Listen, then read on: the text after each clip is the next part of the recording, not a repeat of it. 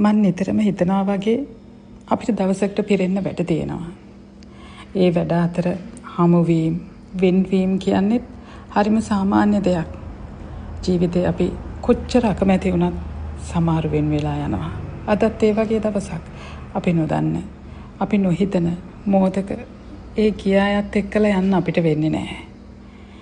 ඉතින් ඒත් අපිට දවසේ කෝච්චි පෙට්ටියේ ඉඳ ගන්න වෙනවා.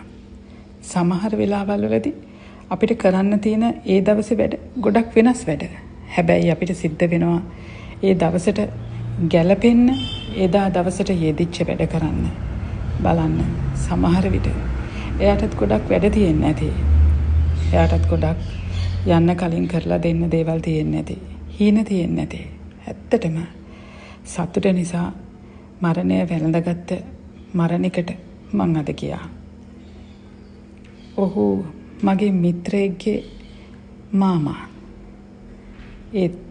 ඇයගේ පියා තරම් ඇයට ළඟ කෙනෙක්. ඇත්තටම ඇය බලාගත්තේ මේ මාමා. එයා ලංකාවට එන්න ඉඳලා තියෙන්නේ එක දවසක් තියලා. ලංකාවට පිටත් වෙන්න දවසක් තියලා. එදා රාත්‍රියේදී ලංකාවට ගේන බඩුත් ඔක්කොම ලංකාවේ අයට පෙන්නලා හරිම සතුටින් ඉන්න වෙලාවක එයාගේ මරණය සිද්ධ වෙන්නේ.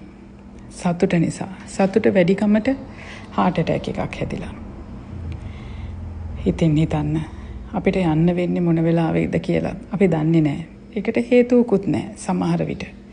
හේතුව හොයලා, හේතුව හදලා, හේතුව වහලා අපිට නවතින්න බෑ. යන්න වෙනවා.